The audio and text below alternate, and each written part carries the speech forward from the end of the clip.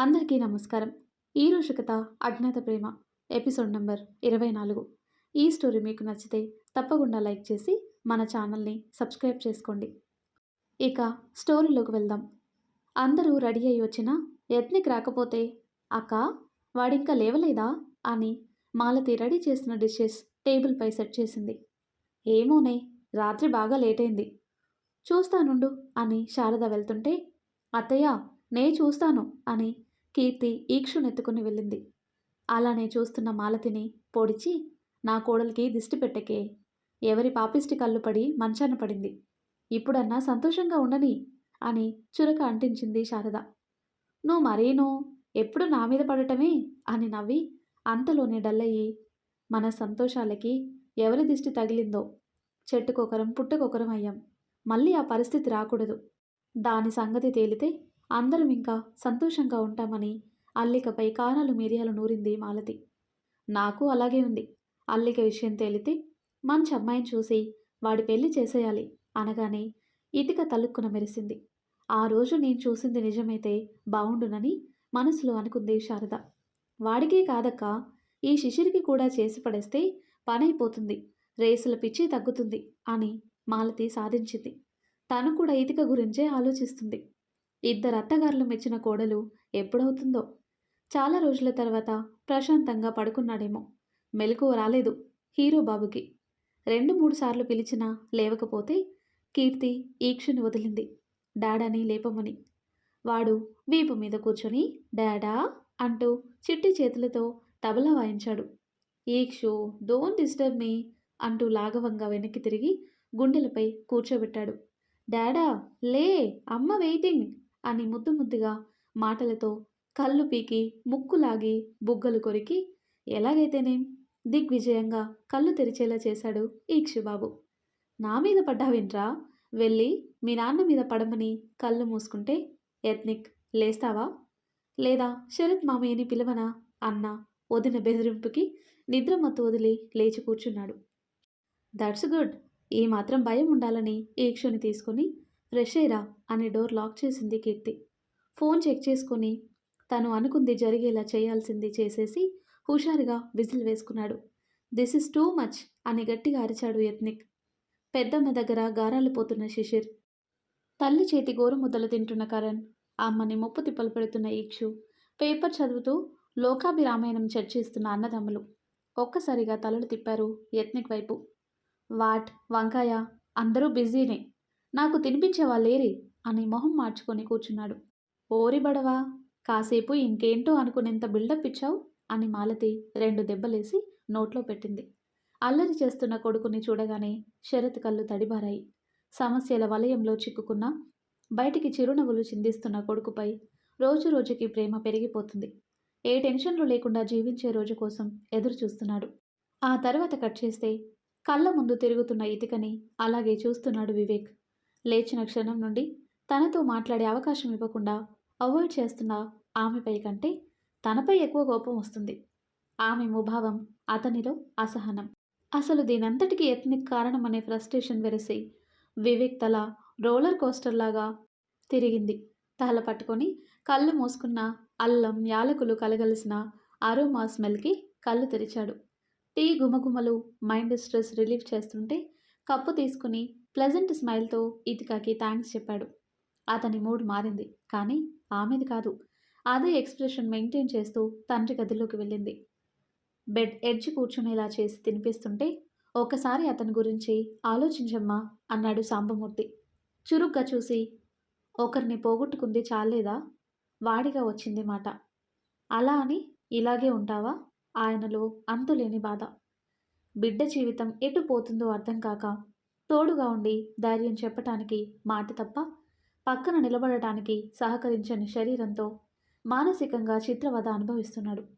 ఉండటం వల్ల ఎవరికీ నష్టం లేదు. అలా అని నువ్వనుకుంటున్నావు, నేను కాదు. నీలా మొండిగా ఉండలేని పితృహృదయం తల్లడిల్లుతుంది.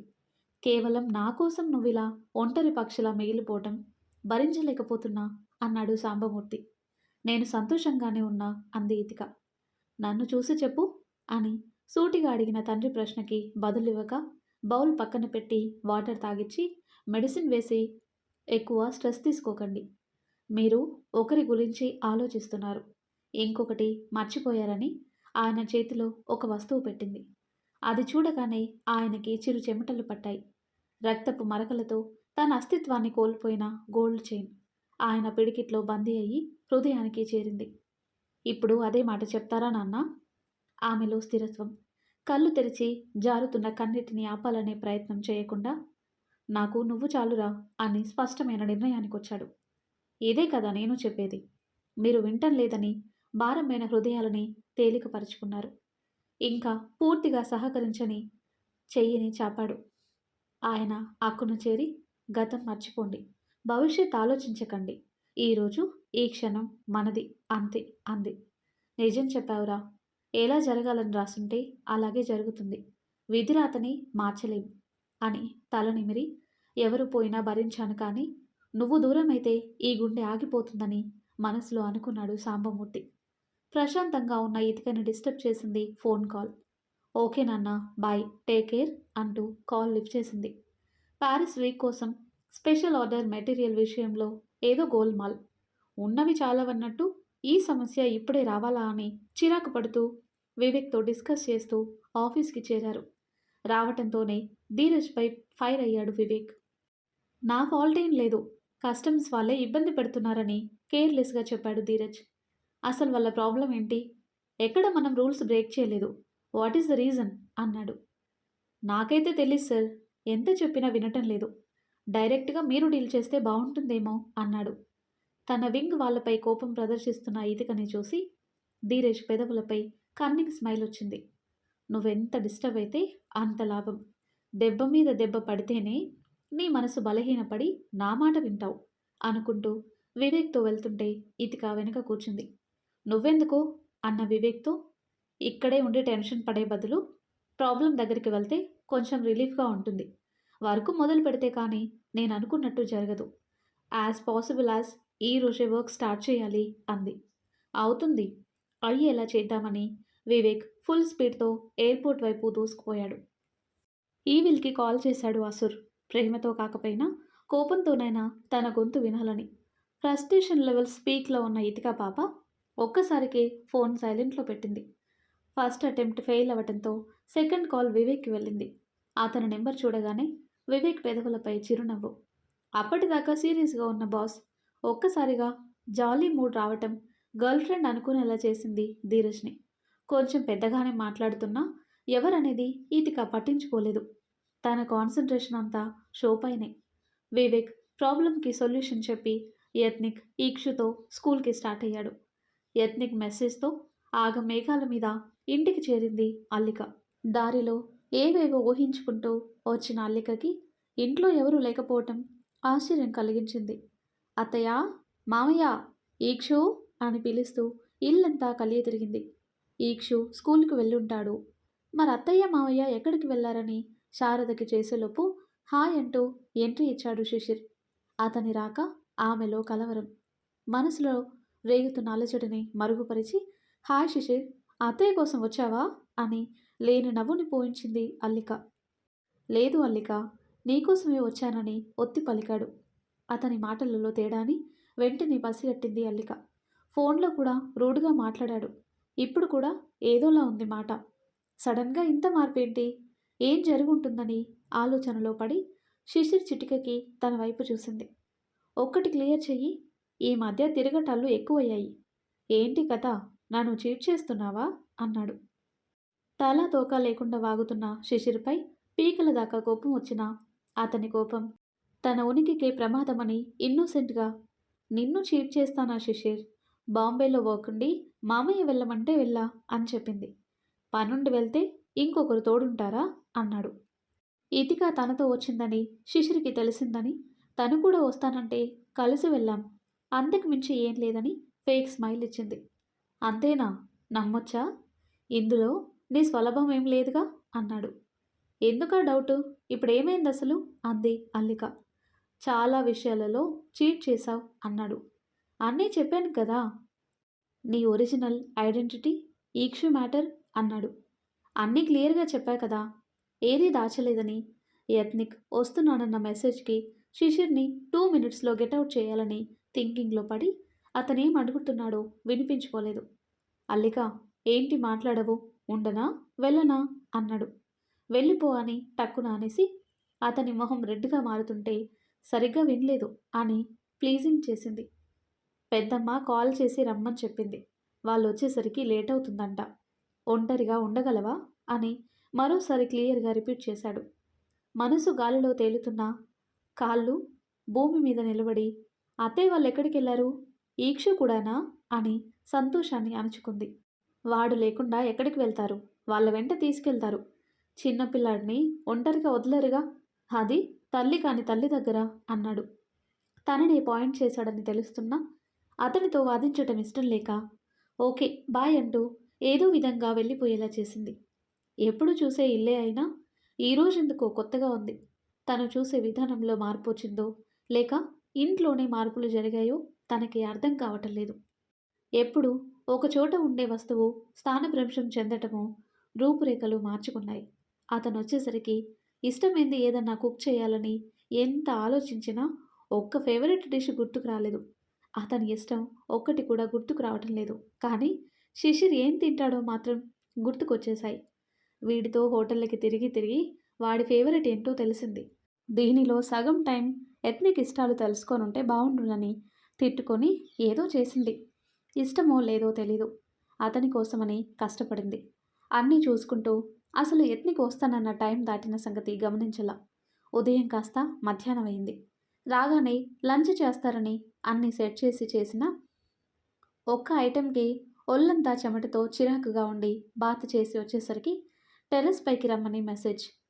వాళ్ళకి ఎప్పుడు లేనంత టెన్షన్గా ఉంది. ఎందుకో దేనికో తెలీదు. సిక్స్త్ సెన్స్ గట్టిగా కొడుతుంది. షివర్ అవుతున్న బాడీని కంట్రోల్ చేసుకుని టెర్రస్ వైపు దారి తీస్తూ ఎత్నిక్ రూమ్లో హడావిడి చూసి నన్ను రమ్మని ఇక్కడ హడావిడి ఏంటా అని లిఫ్ట్ వైపు పడాల్సిన అడుగులు అతని రూమ్ వైపు పడ్డాయి. అక్కడ ఏర్పాట్లకు మెదడులో ఉన్న నరాలు చిట్లిపోతాయి అన్నంత ఒత్తిడికి గురైంది. ఏం చేస్తున్నావు ఎత్నిక్? ఈ సెటప్ అంతా ఏంటి? నీ సాఫ్ట్ బిహేవియర్కి రీజన్ ఇదా? ఇంత ఇష్టం ఎప్పటి నుండి? నోనో, ఇదంతా ప్లాన్లా ఉంది. మామయ్యతో ఊరికి వెళ్లే ముందు దాకా నాతో రూడ్గానే ఉన్నాడుగా. ఇంత సడన్గా నాపై ప్రేమ పుట్టుకొస్తుందా? ఇన్ని సంవత్సరాలు పక్కనున్నప్పుడే అతనిలో ఏ ఫీలింగ్ లేదు. 2 రోజుల్లోనే ఇంత మార్పు? ఇంపాసిబుల్. ట్రాప్ చేస్తున్నాడా నా నుండి నిజం లాగటానికి అనుకుంటూ విసుగు చిరాకు కలగలిసింది. ఏంటిదంతా ఎవరు చేయమన్నారని ఆర్గనైజర్స్ని అడిగింది. Ethnic sir order madam. Within అవర్లో కంప్లీట్ చేయమని అరగంట క్రితం కాల్ చేశారు. ఓకేనా మేడం? ఎనీ అదర్ చేంజెస్ అని వినయంగా అడుగుతున్న అతని మొహం పచ్చడి చేయాలని ఉన్నా తమాయించుకొని నో అంటూ అడ్డంగా తలూపింది. Madam, first night couples name అని లేడీ ఆపింది. అలా కోపంగా చూస్తుంటే నేమ్స్లోని ఫస్ట్ లెటర్స్ని లవ్ సింబల్లో యాడ్ చేయటానికని ఎక్స్ప్లెనేషన్ ఇచ్చింది. గో టు హెల్ అంటూ చిరాకు పడి లిఫ్ట్ బటన్ గట్టిగా ప్రెస్ చేసింది. నేను నీ నుండి కోరుకుంది ఇది కాదు ఎత్నిక్ అనుకుంటూ లిఫ్ట్ డోర్ ఓపెన్ అవ్వగానే నవ్వుతూ ఎదురొస్తున్న అతన్ని చూడగానే కన్నింగా అనిపించింది. హాయ్ హలో లేకుండా ఏం చేయాలని చూస్తున్నావు అని డైరెక్ట్గా అడిగింది. దేని గురించి అల్లిక? అంతొద్దు. కింద ఏర్పాట్లేంటి? ఎవరి కోసం అంది. చూసే వచ్చావా? సర్ప్రైజ్ చేద్దామని అనుకున్నా, స్పాయిల్ చేశావు అన్నాడు. Ethnic, don't irritate me. నీ గురించి బాగా తెలుసు. నీ నేచర్ ఇది కాదు. దేనికోసం నాతో మంచిగా ఉన్నావు అంటుంది. ఎందుకో తెలీదా? వయసు దాటిపోతుంది. ఎంతకాలం ఒంటరిగా ఉండాలి అన్నాడు. పెళ్లి చేసుకోవాలి. అయినా ఏంటి ఇంత సడన్గా వింత కోరిక అంది. రాకూడదా? ఎప్పుడు ఒకేలా ఉండాలా అన్నాడు. మార్పైతే సంతోషం, ప్లాన్ అయితే సహించను అంది. ప్లాన్ చేశానా? ఆర్ యూ సీరియస్ అన్నాడు. ప్లీజ్ యత్నిక్, ఇక్కడ ఎవ్వరూ లేరు నటించడానికి. టు బీ ఫ్రాంక్, నిజాలు మాట్లాడుకుందామా? I am ready. చెప్పు ఏం చేద్దాం అన్నాడు. ఏం చేయాలని అడుగుతున్నావా? ఏదో చేయాలనే కదా ఇంట్లో ఎవరూ లేకుండా చేసి ఆ ఏర్పాట్లు. నీ ఉద్దేశం అర్థమవుతుంది. కానీ నేను రెడీగా లేను అంది. ఏ ఎందుకు? నీకు కావాల్సింది కూడా ఇదేగా అన్నాడు. నాకు కావాల్సింది ఈక్షు అమ్మా నాన్నలతో సంతోషంగా ఉండటమే అంది. అంతేనా? నీకేం కోరికలు లేవా? అన్నాడు. ఉన్నాయి. కానీ నీ భార్యగా కావాలి. కానీ ఇలా కాదు అంది. ఇలా కాదంటే? అని అడిగాడు యత్నిక్. ముందు నన్ను పెళ్లి చేసుకో. ఆ తర్వాత నీ ఇష్టం అంది. జోక్ చేస్తున్నావా అల్లిక? అన్నాడు. జోక్ కాదు, సీరియస్. మనం పేరుకు మాత్రమే భార్యాభర్తలం. రియల్గా కాదుగా అంది. నీ మెడలో ఉన్నదానికి అర్థం అన్నాడు. ఇది నేను వేసుకుంది, నేను కోరుకుంటుంది, నీ చేతులతో కట్టిన తాలి. అప్పుడే నీ భార్యనవుతా. అందో లేదో వెళ్ళి నేలని కరుచుకుంది అల్లిక. అది మన అసురు దెబ్బ కాదులేండి. అసురుని పెంచిన యశోదమాత మాలతి రైట్ హ్యాండ్ పవర్. దిమ్మ తిరిగి బొమ్మ కనబడేలోపు జుట్టు పట్టుకొని ఇంకో 4 పీకింది మాలతి. ఆమె పూనకానికి కళ్ళు తేలేసేలా ఉన్న అల్లిక నుండి మాలతిని పట్టుకు వెనక్కి లాగింది శారద. బైర్లు కమ్ముతున్న తలని గట్టిగా విదిలించింది అల్లిక. ఒక్కరు ముగ్గురు నలుగురిగా కనబడి ఇంకో 10 సార్లు షేక్ చేయాల్సి వచ్చింది. జరిగిందేంటో అర్థం కావటానికి 5 నిమిషాలు పట్టింది. అప్పుడు కానీ ఇద్దరొకరుగా బ్లర్ కాస్త క్లియర్ విజన్ అవ్వలేదు. తలని 180 డిగ్రీస్లో తిప్పి ఒక లుక్ వేసింది. పెద్ద తలకాయలంతా అక్కడే ఉన్నారు. శరత్, మురళి, శారద, మాలతి. వాళ్ళని చూడగానే ఆటోమేటిక్గా యత్నిక్ వైపు తల తిరిగింది. ఇదంతా నీ ప్లాన్ అన్నట్టు కొరకొర చూపులతో కాల్చేలా చూసింది. ప్రతిగా ఆరోగెంట్ లుక్తో లెగ్స్ క్రాస్ చేసుకుని హ్యాండ్స్ ఫోల్డ్ చేసి స్టైల్గా నిలబడ్డాడు. నన్ను ఎక్స్పోజ్ చేయాలని గట్టిగా ఫిక్స్ అయ్యావా? నువ్వెన్ని చేసినా నన్నేం చేయలేవనే రెక్లెస్ లుక్లో జుట్టు సరిచేసుకొని బ్లడ్ తుడుచుకుంటూ లేచి నిలబడి శారద వైపు చూసింది. ప్రేమతో చూసే చూపులు అసహ్యాన్ని కురిపిస్తున్నాయి. తనకు చిన్న దెబ్బ తగిలినా విలవిల్లాడే మనిషి నేడు రక్తం కారుతున్నా పట్టించుకోక దూరంగా ఉందంటే ఆమెకి అన్నీ తెలిసాయని తనకే కాదు, హోల్ ఫ్యామిలీకి తెలిసిందని వాళ్ళ చూపులే చెప్పకనే చెప్పాయి. యు ఆర్ ఫినిష్డ్ అని. ఒక్క క్షణం ఓడిపోతున్నానా అనిపించగానే అమాయకమైన ఈక్షు మొహం గుర్తుకు వచ్చి గట్టిగా కళ్ళు మూసుకొని ఊపిరి తీసుకొని ధైర్యం కూడగట్టుకుంది. పోయిన శక్తిని తిరిగి పుంజుకొని కళ్ళు తెరిచింది. అత్తయ్య అంటూ శారద దగ్గరికి వెళ్ళబోతే మాలతి అడ్డొచ్చి గొంతు పట్టుకొని, నాటకాలు ఆపవే. ఇంతకాలం మమ్మల్ని మోసం చేసింది చాలేదా? ఇంకా ఇంకా మోసం చేస్తూనే ఉంటావా? సిగ్గులేదా అని ఇంకో 2 పీకింది. మూడో దెబ్బకు చెయ్యి పట్టుకొని, మీరు కొడుతుంటే కొట్టించుకునే ఆడదాన్ని కాదు. దెబ్బకి దెబ్బకి ఇవ్వగలను. పెద్దవారని వదిలేస్తున్నానని చెయ్యి విసిరి కొట్టింది అల్లిక. అల్లిక ప్రవర్తనకి శారద మనసు తూట్లు పడుతుంది. అల్లికని ఎంతగా నమ్మింది. కోడలిగా కాదు, కూతురుగా చూసుకుంది. అలాంటిది తన నిజ స్వరూపం చూస్తుంటే తట్టుకోలేక గుండె జారి కన్నీరు వరదై పొంగింది. అల్లిక మొదటిసారి ఇంటికొచ్చిన రోజు గుర్తుకొచ్చింది. తమ్ముడి కోసం బెంగళూరు వదిలి హైదరాబాద్ శరత్ దంపతులకి మనసు కుదురు లేక ఆరోగ్యం దెబ్బతిని యత్నిక్ బాధ్యతలు అప్పగించి ఇంట్లో విశ్రాంతి తీసుకుంటూ ఒకరికి ఒకరిగా సహాయం చేసుకుంటూ ఆనందాన్ని వెతుక్కుంటున్నారు శారద, శరత్లు. అలాంటి సమయంలో ఒకరోజు శరత్ గారు పూజ చేస్తుండగా శారద పూల కోసం గార్డెన్లోకి వెళ్తుంటే సెక్యూరిటీ ఎవరితోనో గొడవ పడుతూ కనిపించింది. మేం సాబ్, ఎవరో ఆడకూతురు మిమ్మల్ని కలవాలంటుందని అరిచాడు. ఇలాంటి వాళ్ళు చాలామంది ఉంటారులే అనుకుంటూ కలవటం కుదరదని చెప్పబోయి చిన్న పిల్లాడున్నాడని లోపలికి రమ్మంది. ఎందుకో బిడ్డని చూడగానే నా అన్న భావం ఏర్పడి చేతులు చాపింది. శారద మీదకి జంప్ చేశాడు ఈక్షు. వాడి తొందరకి తడబడ్డా ఎలాగో పట్టుకుంది. వాడి స్పర్శ ఏదో ఆత్మీయతను పంచింది. పరాయి వాడిలాగా అనిపించలేదు. సొంత బిడ్డని తలపించి గుండెలకి హత్తుకొని, ఎవరమ్మా నువ్వు, ఏం కావాలి అని వాడిని జోకొడుతుంది. నా పేరు అల్లిక, వీడు నా కొడుకు ఈక్షిత్. నాకు న్యాయం కావాలండి అంటుంది. న్యాయమా? నీకే అన్యాయం జరిగింది. ఆయన మా దగ్గరికి ఎందుకు వచ్చావు? పోలీసుల దగ్గరికి వెళ్ళు అంది. వాళ్ళకంటే ముందు ఒకసారి మిమ్మల్ని కలిస్తే బాగుంటుందని అంటుంది. ఏదో జాలిపడి రానిస్తే ఏదేదో వాగుతున్నావు, బయటికి నడువు అంటూ కోపంగా భుజంపై సేద తీరుతున్న ఈక్షుని ఇవ్వబోయింది. మంచి నిద్రలో ఉన్నాడేమో గుక్క పెట్టాడు. ఆ ఏడుపు శారద మనసుని మెలిపెట్టింది. కోపం ఎటుపోయిందో వాడిని ఊరడించే పనిలో పడింది. 10 నిమిషాలకి శారద భుజం మీదనే వాలిపోయాడు. అప్పటిదాకా అల్లికని మరిచిన ఆమె, ఇదేనండి రక్త సంబంధం అనేసరికి ఏమన్నావు అని చిన్నగా కోప్పడింది. ఇక్షు లేస్తాడని. అవునండి, బాబు మీ రక్తం, ఈ ఇంటి వారసుడు, మీ కొడుకు బిడ్డ అంది. అబద్ధమని పెద్దగా అనలేకపోయింది ఇక్షుని పొదివి పట్టుకొని. కాదు నిజమంటూ మెడలో తాళి చూపించి డిఎన్ఏ రిపోర్ట్ చేతిలో పెట్టింది. అందులో ఎత్నిక్ పేరు చూసి నమ్మలేకపోయింది. కొడుకుపై నమ్మకమున్న రక్తపాశం అల్లిక వైపు మొగ్గు చూపేలా చేసింది. పూలు తేవటానికి ఎంతసేపని వచ్చిన శరత్ అక్కడ జరిగింది విన్నాడు. శారద, నీ పెంపకంపై నమ్మకం లేదా అని చెప్తున్నా వినకుండా వీడు నామనవడే అంటూ పట్టిన పట్టు విడలేదు. యత్నిక్ని పిలిపించాడు. అల్లికని చూపించి తను నీకు తెలుసా అని అడిగితే ఇదే మొదటిసారి అని చెప్పటం అల్లిక ట్యాప్ తిప్పేసి శారద సానుభూతిని సంపాదించి కొడుకుపై విరుచుకుపడేలా చేసింది. యత్నిక్ ఎంత చెప్తున్నా వినిపించుకోకుండా అల్లిక ఈ ఇంటి కోడలు, వీడు నా మనవడని డిక్లేర్ చేసింది. ఆ నిమిషం ఆమెలో పూనకం వచ్చింది. ఎవరు చెప్పినా వినని మొండి పట్టుదల ఆవహించింది. తల్లి అలాగే అంటుందని పోలీసులని పిలిచేంతలో వాళ్ళనిక్కడి నుండి పంపిస్తే నా శవాన్ని చూస్తారని ఆత్మహత్యకు ప్రయత్నించి అల్లికని ఈక్షులని ఇంట్లో స్థానం కలిగేలా చేసింది. కానీ కొడుకు మనసులో స్థానం కోల్పోయింది. అదంతా గుర్తుకు రాగానే శారద మనసు కుతకుతలాడుతూ మాలతిని జరిపి పాముకు పాలు పోసానంటూ అల్లిక చెంప పగలగొట్టింది.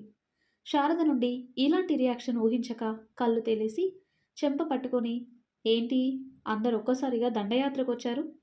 నిజం తెలిసిందని ఎక్కువ చేస్తే మీకే నష్టం అంటూ రక్తం తుడుచుకుంది. ఏం చేస్తావే, ఏం చేస్తావు అంటూ అత్తలిద్దరూ ముందుకొస్తుంటే వెనక్కి వెనక్కి జరుగుతూ గోడ అడ్డు వచ్చి జరగటానికి ప్లేస్ లేక, ఏం చేస్తానా, సింపుల్గా షీ టీమ్కి ఫోన్ చేసి నన్ను హింసిస్తున్నారని చెప్తే చాలు, మిగతాదంతా వాళ్ళే చూసుకుంటారని నిటారుగా నిలబడింది. పోలీసులంటే సహజంగా ఉన్న బిడియం వల్ల ఒక అడుగు వెనక్కి వేసిన కొడుకుపై నమ్మకంతో తల్లులిద్దరూ ధీమాగా చెయ్యవే అని కోరస్గా పలికారు. వెనక్కి జరిగితే భయపడ్డారు అనుకుంది. కానీ వాళ్ళ ధైర్యం యత్నిక్ అని తెలిసాక బాణం అటువైపు విసిరింది. నేను నీ భార్యని కాకపోవచ్చు, ఈక్షుని నవమాసాలు మోసి జన్మనిచ్చిన తల్లిననే విషయం నీకు తెలుసు కదా అని యత్నిక్ని నిలదీసింది. ఇంకెంత దిగజారుతావు అల్లిక అన్నది అసురు కాదు, కన్న తండ్రి శరత్. ఆయనకి మాత్రమే అల్లిక మాటలు మొత్తం తెలుసు. మురళి, శారద, మాలతిలకి అల్లిక యత్నిక్ భార్య కాదని మాత్రమే తెలుసు. ఏంటో ఎలాగో మాత్రం తెలీదు. అలా బ్లాంక్గా చూస్తున్నారు. మావయ్య అంటుంది. అలా పిలవకు, నీకు అర్హత లేదు. నిజం తెలిసాక నువ్వెన్ని చెప్పినా వినము. ఇంతకాలం ఈ కారణంతోనే కదా వాడి నోరు మోయించి నీ ఆటలు సాగించుకున్నావు. ఈక్షు ఎవరో, వాడి పుట్టుక ఎలా జరిగిందో మాకు తెలుసు. ఇంకా మమ్మల్ని మభ్యపెట్టాలని చూడకని కళ్ళెర్ర చేశాడు శరత్. ఇది కూడా తెలిసిపోయిందా అంటూ యత్నిక్ని చూసింది. నిశ్చలంగా చూస్తున్నాడు. తనకి ఇంట్లో స్థానం ఉండదని తెలుస్తున్నా మొండిగా, మీకేం తెలిసినా ఐ డోంట్ కేర్, నేను మీ ఇంటి కోడలన్నది లోకమంతా తెలుసు. మీరు నన్ను హింసిస్తున్నారని ఒక్కసారి మీడియాకి ఇన్ఫార్మ్ చేస్తే చాలు, మిగతాది వాళ్ళే చూసుకుంటారు అంది. 1కి 10 యాడ్ చేసి మీ కుటుంబ పరువు ప్రతిష్టలని గంగలో కలుపుతారు. ఇంట్లో నుండి బయటికి అడుగు పెట్టలేక, తెలిసిన వాళ్ళు సానుభూతి మాటలు వినలేక చస్తూ బ్రతుకుతారు. ఎందుకు నాతో పెట్టుకున్నామా అని కుమిలి కుమిలి చేస్తారని 70mm పిక్చర్లో డైలాగ్స్ చెప్పుకుంటూ పోతూ ఆవేశంగా తన వైపు వస్తున్న కీర్తిని చూసి నోరు పడిపోయింది. అల్లిక అన్న గర్జనతో చెంపుకు తగిన బహుమతి ఇచ్చేసరికి మూగపోయిన గొంతు అక్కా అన్న మాటతో తెరుచుకుంది. యత్నిక్, శిశిర్, శరత్, కరణ్లు షాక్ అవ్వకపోయినా శారద, మాలతి, మురళికి గట్టి షాక్ తగిలింది. కీర్తి గొంతు చించుకొని అరుస్తున్నా అవేమీ అల్లిక చెవికి చేరటం లేదు. చనిపోయిందనుకున్న అక్క సజీవంగా కళ్ళ ముందు కనిపిస్తుంటే ఆమె రూపం తప్ప ఇంకేం కనబడలా, వినబడలా. ఇంతకాలం తనది కాని క్యారెక్టర్లో జీవించిన అక్క కనబడగానే పాత అల్లిక జీవం పోసుకుంది. గాఢంగా హత్తుకుని పోయి, నువ్వు బ్రతికే ఉన్నావా? నన్ను ఒంటరిగా వదిలేసి వెళ్ళిపోయావు. ఎక్కడికి వెళ్ళావు? నీ మీద ప్రాణాలు పెట్టుకున్న మనిషి ఒకటి ఉంది, అది ఏమైపోతుందనే ధ్యాసే ఉందా? నేనేమైపోతే ఏమనుకున్నావు? ఎందుకు ఇలా చేశావు అంటూ గుండెల్లో బాధ తీరేలా ఏడ్చేస్తూ పిడికిళ్లతో కొట్టేసింది. తన కుటుంబాన్ని జైలుకి పంపిస్తానన్న మాటలే చెవిలో మారుమ్రోగుతుంటే విసురుగా తోసేసి, ఆపవే నీ కళ్ళబొల్లి ఏడుపులు. నిన్ను నా చెల్లెలని చెప్పుకోవటానికి సిగ్గుగా ఉంది. నా మీద అంత ప్రేముంటే నా వాళ్ళని జైలుకి పంపుతానని అంటావా? ఇప్పుడు పంపవే చూస్తానని విరుచుకుపడింది. దాంతో మాటలేంటే అని మాలతి ముందుకు రాకపోతే శరత్ వాళ్ళని తేల్చుకోనివ్వమని ఆపేశాడు. బావగారి మాటలకి వెనక్కి తగ్గింది కోపాన్ని అణుచుకుంటూ. ఎవరు కూడా అక్కా చెల్లెల మధ్యకి వెళ్ళాలని అనుకోలేదు. నా బాధ నీకు ఏడుపులా ఉందా? వాళ్ళు నీ వాళ్ళు. మరి నేనెవరిని? చెప్పక్కా. నువ్వు తప్ప ఈ లోకంలో ఎవరున్నారు? నన్ను అసహ్యంగా చూడకు. తట్టుకోలేను అంటూ 2 చేతులు పట్టుకుంది. తట్టుకోలేకపోతే ఊరేసుకోవే. నీ మాటలు, చేతలు చూశాక ఒళ్ళంతా కంపరంగా ఉంది.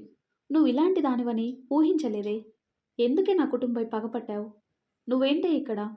అత్తయ్యల మాటలకి అర్థమేంటి? ఏం చేశావు? అంటూ ఒక్కో ప్రశ్న సంధిస్తూ కీర్తి చూపు మంగళసూత్రాలపై పడింది. అవి చేత్తో పట్టుకొని, నీకు పెళ్ళయిందా అల్లిక? అని కళ్ళు విప్పార్చింది. కాలేదని తల అడ్డంగా ఊపింది. అక్క దగ్గర అబద్ధం చెప్పలేని బలహీనత. ఏంటే తమాషాగా ఉందా? మెడలో తాళి కనబడుతుంటే పెళ్లి కాలేదంటే అర్థమేంటి? సరదాగా వేసుకున్నావా? ఎందుకే ఇది? అని జార విడిచింది. సరదా కోసం కాదు, ఈక్షు కోసం అంది. ఈక్షు కోసమా? వాడి కోసం నువ్వు? ఏంటో సరిగ్గా చెప్పి చావమని 2 దెబ్బలు వేసింది. అవునక్క, ఈక్షు నీ కొడుకు. అది నాకు తెలుసు అనగానే వంచిన తల సరున ఎత్తింది. నీకు తెలుసా అని ఆశ్చర్యపోతుంటే, నాకెలా తెలిసిందో అది కాదు ముఖ్యం. నీకెలా తెలిసిందో అది చెప్పవే అంది. నాకు తెలియకుండా ఉంటుందా? వాడి భూమి మీదికి రావటానికి కారణం నేనే అంది. నువ్వా? అదేలాగా? సరోగసి అక్క. అంటే నువ్వు నా కోసం పెళ్లి కాకుండా ప్రెగ్నెన్సీ క్యారీ చేశావా? నమ్మలేక అడిగింది. అందరి ప్రశ్న అదే కావటంతో ఆసక్తి పెరిగింది.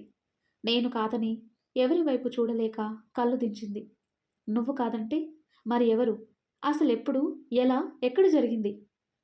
సెకండ్ టైం ప్రెగ్నెన్సీ వచ్చినప్పుడు. అబోట్ అయిందిగా అంది కీర్తి. కాలేదక్కా. అసలేం జరిగిందంటే అని గతం చెప్పడం స్టార్ట్ చేసింది. అల్లిక బాంబేలో మోడల్గా మంచి పేరు తెచ్చుకుంటున్న రోజులు. అప్పటికే కీర్తికి ఒకసారి అబోట్ అయింది. పెళ్ళయ్యాక ఒక్కసారి కూడా చూడటానికి రాలేదని అలిగితే ఇండియా వచ్చారు కరణ్, కీర్తి. మాలతికి కీర్తిపై కోపం లేదు. అలా అని ప్రేమ లేదు. మురళి ఒకసారి వచ్చి వెళ్ళండిరా అంటే అల్లికని కలిసినట్లు ఇటు తండ్రి కోరిక తీర్చినట్టుంటుందని అనుకున్నారు. అల్లిక ఎవరు అనేది శిశిర్కి తెలుసు. కీర్తి మాటలలో విన్నాడు. యత్నిక్కి తెలీదు. అతనున్నప్పుడు ఆ టాపిక్ ఎప్పుడూ రాలేదు. శిశిర్కి తెలిసే టైంలో యత్నిక్ ఇండియాలో ఉన్నాడు. కరణ్, కీర్తి బాంబేలో అల్లికని మీట్ అయ్యి వెళ్తుంటే నేను వస్తానంది. నువ్వెందుకే అంటే వాణి అక్కని కలిసి చాలా రోజులైంది, రమ్మంది అని అక్క బావతో బయలుదేరింది. వాణి కీర్తి ఫ్రెండ్, డాక్టర్ కూడా. వాణి కీర్తి కన్నా అల్లికతో ఎక్కువ అటాచ్మెంట్, సొంత చెల్లెలి కన్నా ఎక్కువ. రిసీవ్ చేసుకోవటానికి వచ్చిన వాణి కీర్తికి హాయ్ చెప్పి అల్లికకి మాత్రం టైట్ హగ్గుతో వెల్కమ్ చెప్పింది. నీ బుద్ధి పోనిచ్చుకున్నావు, నేనా నీ ఫ్రెండ్ అదా అంది కీర్తి. ఎప్పుడూ ఇదే డైలాగ్, నీకు విసుగు లేదేమో, మాకు మాత్రం బోర్ కొట్టేసిందని వాడిపోయిన కీర్తి ఎక్స్ప్రెషన్కి హైఫై ఇచ్చుకున్నారు అల్లిక, వాణి. మీరు మాత్రం మారరు అని మూత ముడుచుకొని, బావగారు బావున్నారా? కేసులని లేవా ఇలా వచ్చారని పోలీస్ అయిన వాణి భర్తని ఏ అరమరికలు లేకుండా పలకరించింది కీర్తి. ఎందుకు లేవు కీర్తి, నా ఫ్రెండ్ చాలా రోజుల తర్వాత వస్తుంటే మీకు డ్యూటీ ముఖ్యం అయిందా అని అలకపాన్ పెక్కితే దిగరాక తప్పుతుందా అని వానికి వినబడకుండా చిన్నగా చెప్పాడు. దాని సంగతి నాకు తెలుసులేండి, పైకి అలా ఉంటుంది కానీ మా ఇద్దరిని సొంత వాళ్ళలాగా చూసుకుంటుంది. మీరు కూడా మాకు తగినట్టే దొరికారు, వీఆర్ లక్కీ అంది. అంటే నేను కాదా అని కరణ్ అందుకుంటే, మహాన్ బావా కాదని ఎవరన్నారు, జెలస్ ఫీల్ అవ్వకండి అని ఇద్దరికి పరిచయం చేసింది. అరగంట తర్వాత కరణ్ దంపతులు మురళి ఇంటికి వెళ్తే అల్లిక వాణి ఇంటికి చేరింది.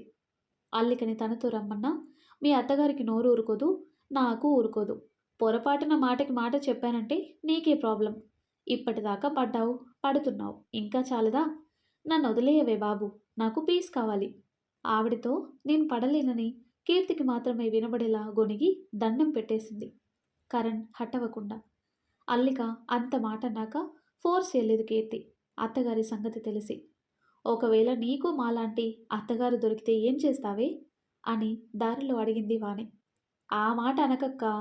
డైరెక్ట్‌గా హెవెన్ నుండి హెల్‌కి టికెట్ తీసుకున్నట్టేనని భయం నటించింది. నీకన్నీ తమాషాగా ఉంది. 2 దెబ్బలేసి ఫ్రెష్ అవ్వమంది వాణి.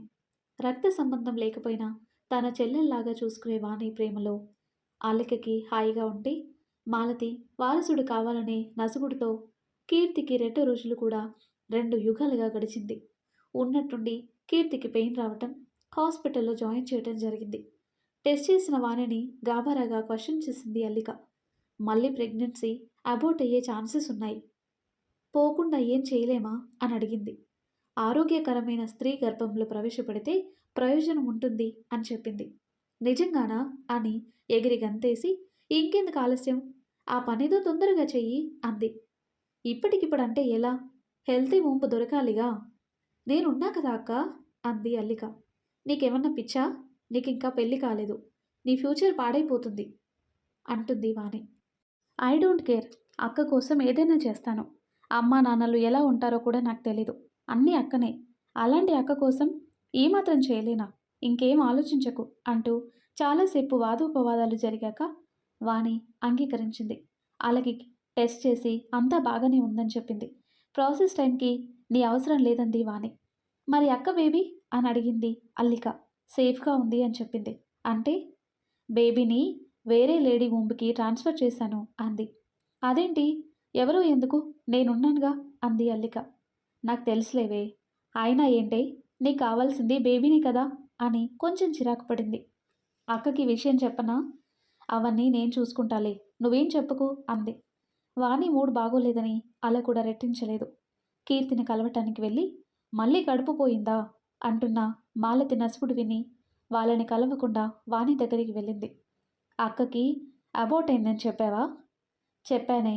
ప్రాసెస్ స్టేబుల్ అయ్యేదాకా ఏ విషయం చెప్పలేము. ఇప్పుడే ఆశలు కలిగించటం ఎందుకు? చూసావుగా ఆవిడ్ని. హోప్ ఇచ్చాక ఫెయిల్ అయితే ఆవిడ టార్చర్ ఇంకా ఎక్కువగా ఉంటుంది. నువ్వు చెప్పింది నిజమే. ఆవిడతో ఏగలేము. కీర్తి డిశ్చార్జ్ అయ్యి రోమ్కి వెళ్తే అల్లిక కూడా బాంబే వెళ్ళింది. తర్వాత అంతా బాగుందని చెప్పటంతో ఈ విషయం నీకు చెప్పాలని అనుకున్నా. సర్ప్రైజ్ చేసేలోపు మీరు యాక్సిడెంట్లో చనిపోయారని తెలిసి నా ప్రపంచం ఆగిపోయిందని కీర్తిని హత్తుకొని దాగున్న కన్నీళ్ళకి స్వేచ్ఛనిచ్చింది అల్లిక. మరి ఆ తర్వాత ఏం జరుగుతుందో నెక్స్ట్ వీడియోలో తెలుసుకుందాం. ఎంతో ఇంట్రెస్టింగ్గా ఉండే ఈ స్టోరీ నెక్స్ట్ పార్ట్స్ కోసం ఈ వీడియో లైక్ చేసి మన ఛానల్ని తప్పకుండా సబ్స్క్రైబ్ చేయండి. Thanks for watching.